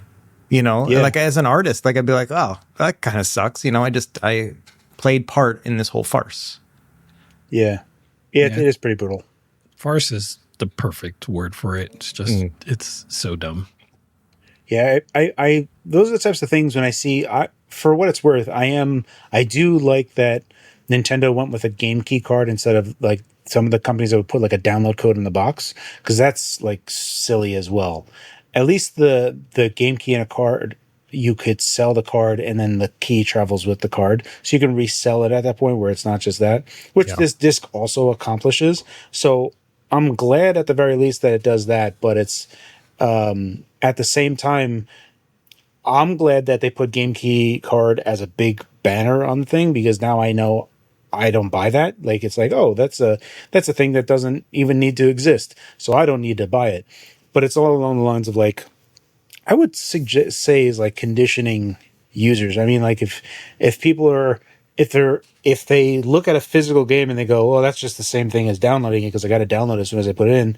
If that is like, well, I'll just buy the digital version, right? Like if this is just to incentivize further digital only and getting rid of physical completely, that's how I kind of always look at these things.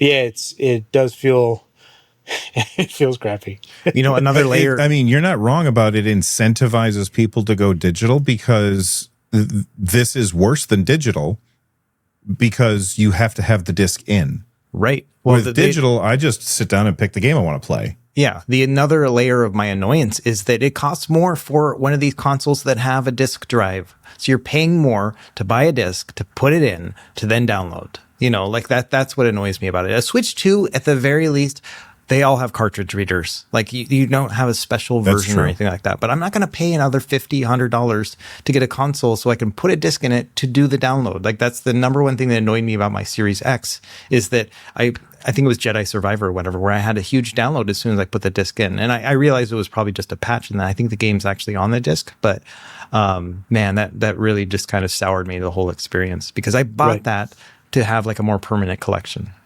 Yeah, the Xbox Series X winds up being like just a better 360 emulation box where you can put older 360 games into. Yeah. And that's like the prime reason you want a disc. There you go. Rich, I'm curious. Like, I know that Carrie is mostly physical stuff if he can. Like, he's always kind of talked about that stuff. I have always just been, I prefer the convenience of digital, so I don't even bother with it.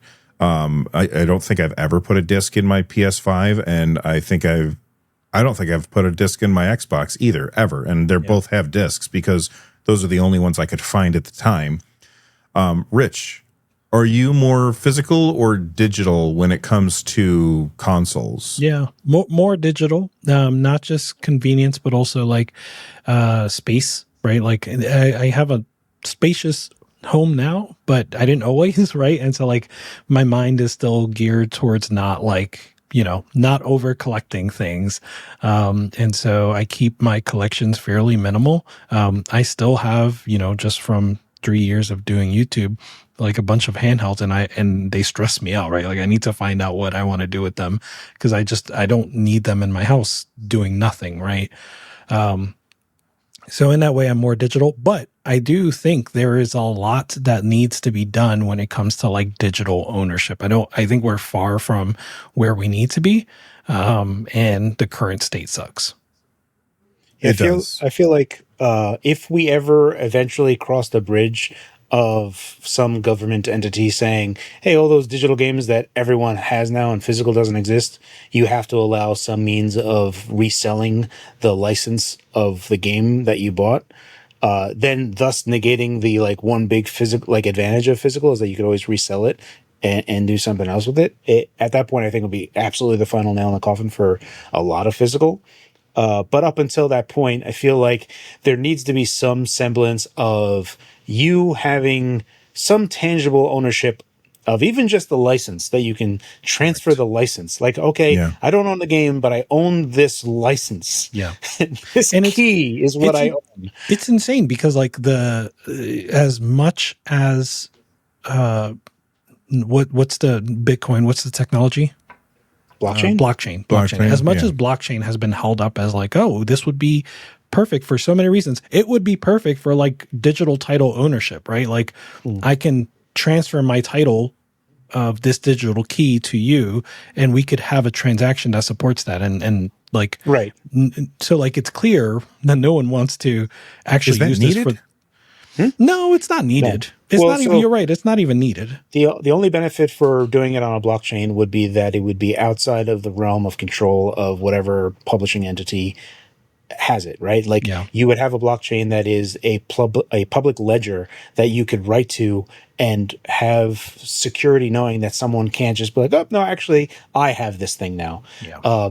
Ostensibly, so this goes like with a bit of a tangent here, but like NFTs, when NFTs first started coming out, everyone was asking me about it because I was like, the person that they would ask. And I'm like, please don't buy this. This is not like, it's just don't. It's a receipt. That's all you have.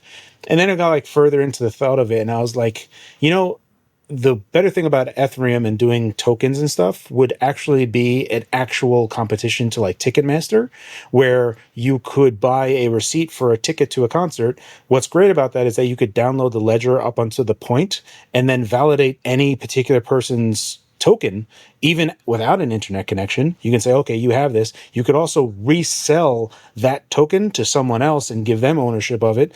And then you could also fight instantaneously any type of scalp tickets that are bogus. Like if they were like counterfeit, you would know immediately because you're like, no, this is a counterfeit thing. This is not on this blockchain whatsoever. So there's benefits to having a public ledger. It's a really crappy database that takes a lot to run. But the benefit of it is that it is a public thing that no one particularly owns. Unless someone owns a whole bunch of it and then forks it, then you got a problem. But typically there's like so many people that have it that the idea of it is that if there's no real concentration of, like if someone owned 51% of Bitcoin, they'd be like, okay, I'm going to, fork this. But that would be detrimental to themselves because then they would make a whole new thing that no one valued anymore. So all the value that they put into it would be a negative for them, right? So they would basically kill their new thing. So there's lots of like inherent inertia things to blockchain as it is, especially when money's involved in it. But to like Richard's point, like, yeah, you could do something like that, and you have to just break the chains of NFT. Like you can't say it's a token. You can't, because people don't know what the hell that means, and they just hear it and they're like, "Oh, scamola, big scam territory." So, it can work.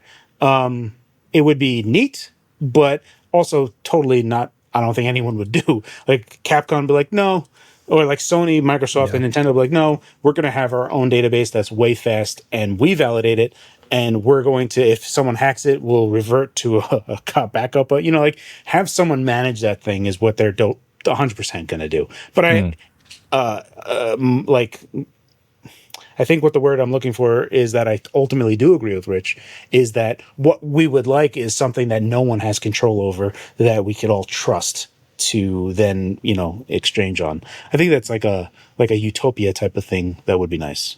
I don't know. As soon as you say blockchain, my brain says scamola. Just like Scamola. you say. I'm like, no, That's thank fair. you. Giant scam. It's a solution in search of a problem. And I don't see it at it like you said, Nintendo, Microsoft, Sony, Steam, they already have this solution. They just don't have a way for us to sell our games to other people. And going Web3 with it doesn't seem necessary to me. Anyway, Russ, are you more of a physical or digital guy? It really depends. Like for me, it's like if it's going to be physical, it's got to be physical. So like I want like cartridges on a Switch. Yeah, it all makes sense to me. I want to have a collection, But this kind of like mishmash that we have right now, where it's like some will be digital, some will be physical, and like some will not actually have the game on it. Like it's too much. So I don't have a collection of physical media for PS5 or Xbox or even like Xbox One. I really didn't have a lot of discs for those either, and so.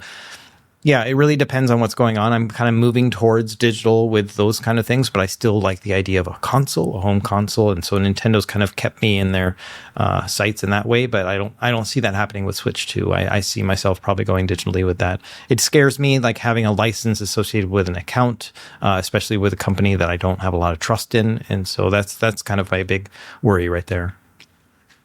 Yeah, I think that I'm a digital guy, but I still really, really want, even though I never use it, I still really want physical media to be something that continues for all of the people out there who have shitty internet connections, for the people out there who just want to buy a thing and always be able to play it.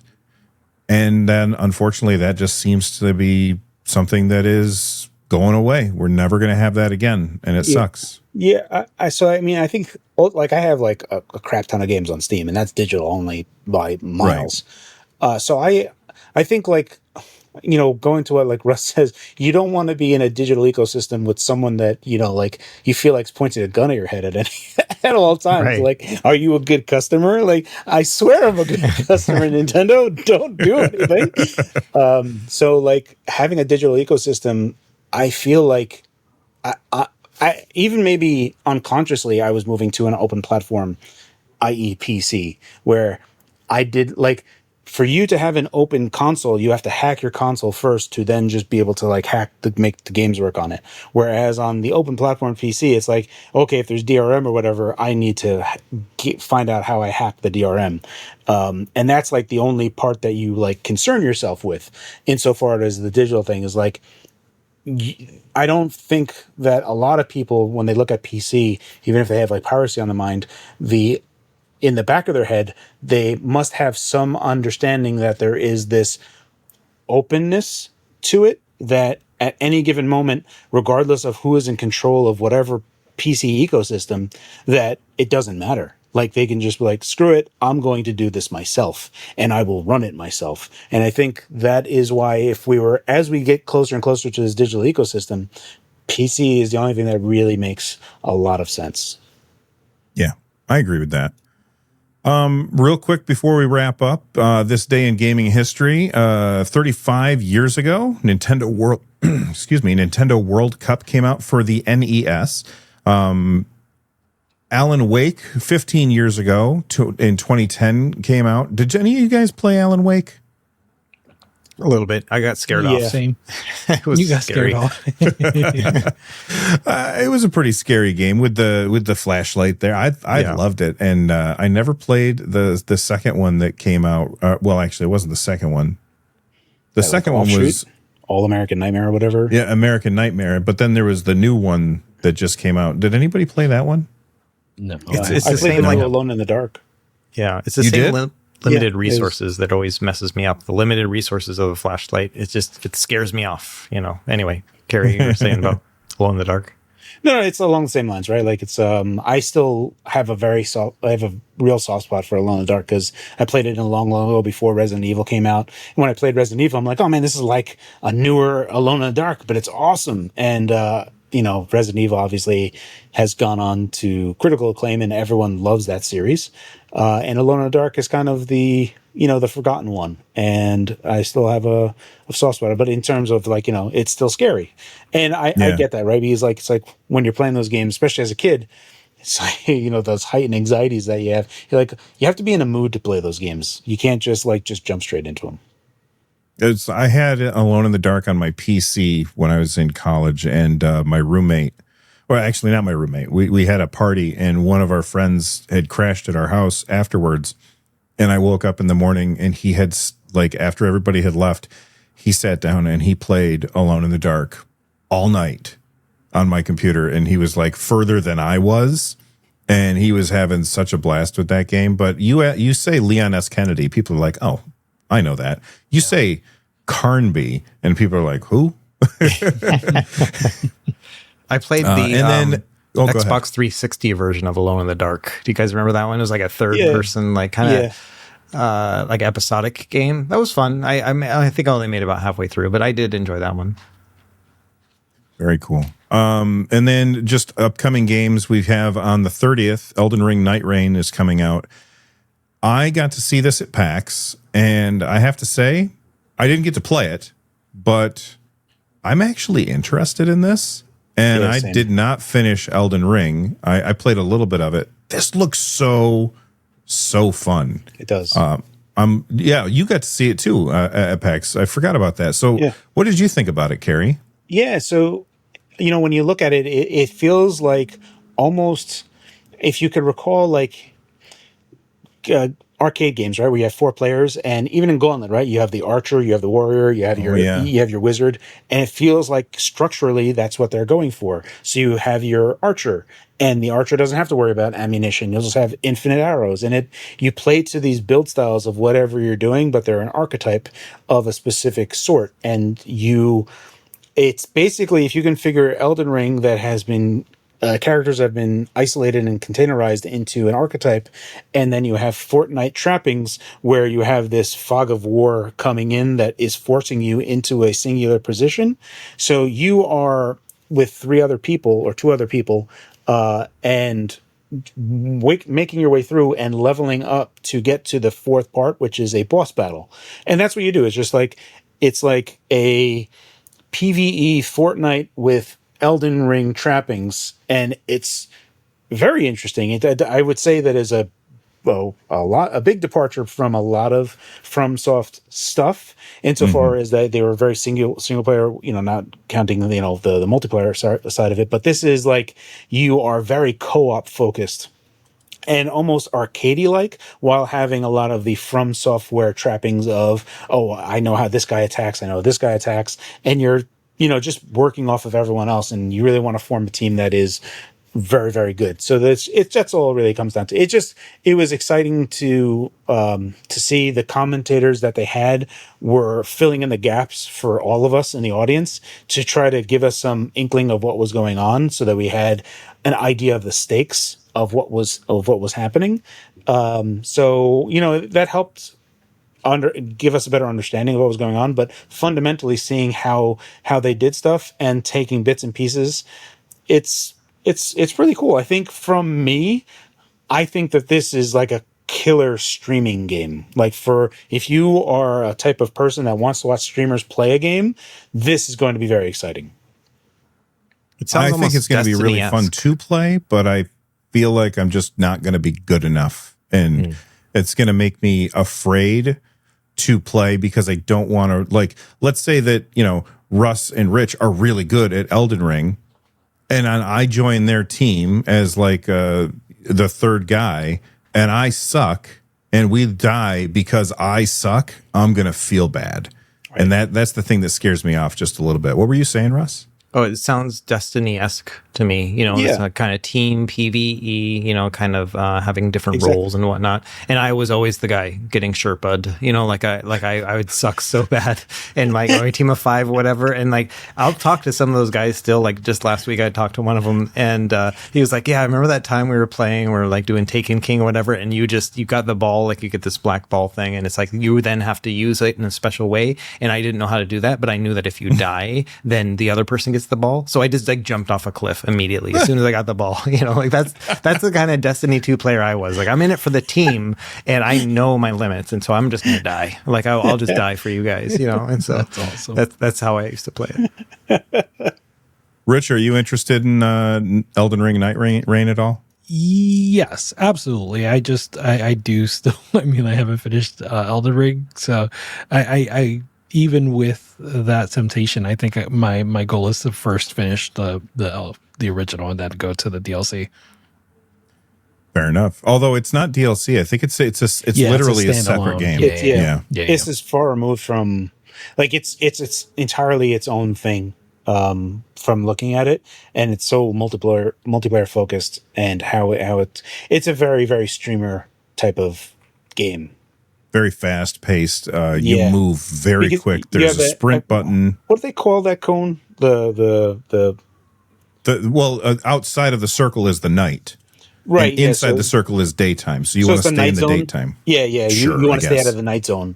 That's what they call it, right? So it's just a shrinking night zone that's forcing you into a place to, like, oh, okay, Fortnite. Battle Royale. That's all it is, right? Like, it's a battle royale with 3 people and no enemies except for PvE, which is exactly. And the sounds perfect for me. It's honestly super cool, and everyone starts off at level 1, and you're basically just trying to level up as much as you can with a cool gear. So you want to, like, the whole risk reward, right? That you can see on the map, like, where there are, like, points of interest of, like, high level enemies that will drop good stuff. But you have to counter that of, like, how low level am I? Is this going to take too much time? Is the night zone going to come in by the time we're still fighting this thing? So it's like all these things that you have to, like, kind of calculate in real time. So very, very actiony. Yeah. And also, if you do fall, your enemies can hit you to pick you back up. Oh yeah, or your friends can hit you to pick you back up. So it's not like one and done. Yeah, it's an interesting mechanic because you'll get back to life. But they basically said out loud that it's one of the reasons why you'd want an archer on your team, because they can res you from afar. So basically, it's like, just like shooting arrows. So it's like really cool, things. I really like what they're doing. And then, you have different abilities that you can use that are have a cooldown and stuff. I don't know. Yeah. I thought it was really cool, but it's like also that whole zeitgeist thing where you have to be like, doing nothing but playing this game, right? And that's the only part that's probably going to keep me away from it. I think that's only true if you are teaming up with randoms. If you're teaming up with friends and everybody is in the friend group is like, it's okay if we suck, then I think, like, if you have mature people as your friend group, then I think that they'd be like, yeah, it's not a big deal that you died.